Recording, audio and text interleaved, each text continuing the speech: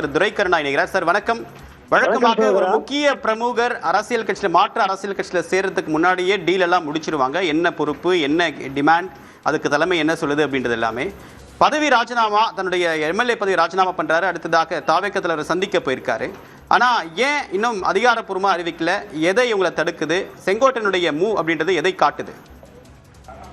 இல்ல, அனைத்து அண்ணா திராவிட முன்னேற்ற கழகத்தில் ஏற்பட்ட அந்த நெருக்கடி என்பது கட்சியை ஒருங்கிணைப்பதற்கு பிடிவாதமாக திரு எடப்பாடி பழனிசாமி மறுத்ததனுடைய விளைவாக இந்த கட்சியை ஒருங்கிணைக்கும் முயற்சி கைகூடாது என்று கருதி திரு செங்கோட்டையன் அவர்கள் இந்த முடிவை எடுத்திருக்கிறார். எப்போதுமே ஒரு அரசியல் கட்சியில் இணைகிற பொழுது நிச்சயமா நீங்க குறிப்பிட்டது மாதிரி எல்லா விஷயத்தையும் பேசி முடிச்சிருவாங்க. நீங்க சேருவதற்கு முன்னாடியே என்ன பொறுப்பு என்னெல்லாம் ஒருபோதும் அறிவிக்க மாட்டார்கள். ஒரு அரசியல் கட்சியில் ஒரு சின்னத்தில் தேர்ந்தெடுக்கப்பட்ட ஒரு சட்டமன்ற உறுப்பினர் இன்னொரு அரசியல் கட்சி சேர்றது அந்த பதவி பறிபோயிடும் கட்சி மாறல் தடை சட்டத்தின் கீழ். அதுக்காக அவரே முன் வந்து ராஜினாமா செய்து இப்போது தாவேகாவில் இணைந்திருக்கிறார். இணைந்த உடனே அன்று மறுநாளோ என்ன பொறுப்பு என்பதை அந்த கட்சி தலைமை நிச்சயம் அறிவிக்கும்.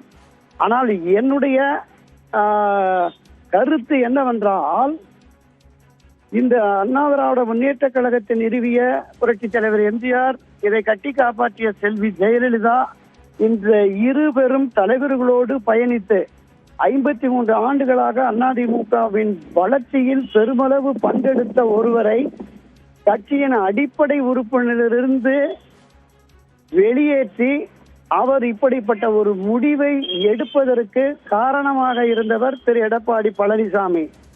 எனவே இந்த எடப்பாடி பழனிசாமியின் செயலை புரட்சி தலைவர் எம்ஜிஆர், செல்வி ஜெயலலிதா ஆகியோருடைய ஆன்மா ஒருபோதும் மன்னிக்காது.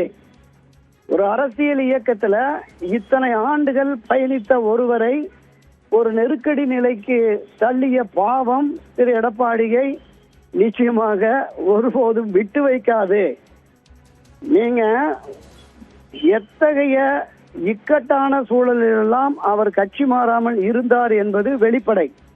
செல்வி ஜெயலலிதா அவர்கள் ஆட்சி அதிகாரத்தில் பொறுப்பில் இருந்தபோது ஒரு கட்டத்தில் அவரை விலக்கி வைத்திருந்தார்.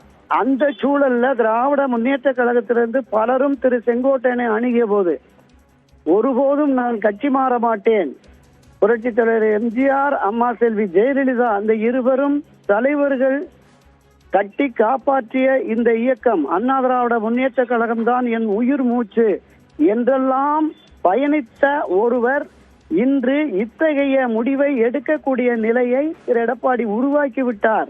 இதுதான் இன்றைக்கு அண்ணா திராவிட முன்னேற்ற கழகத்திலே பயணித்துக் கொண்டிருக்கிற விலக்கி வைக்கப்பட்ட அதிருப்தியில் இருக்கிற திரு எடப்பாடியோடு பயணிக்கிற எல்லா அதிமுக தொண்டர்களுடைய வருத்தமாகவும் வேதனையாகவும் இருக்கிறது. சகோதரா, உங்களுடைய கருத்துக்களுக்கு மிக்க நன்றி திரு துரைக்கருணா. அடுத்ததாக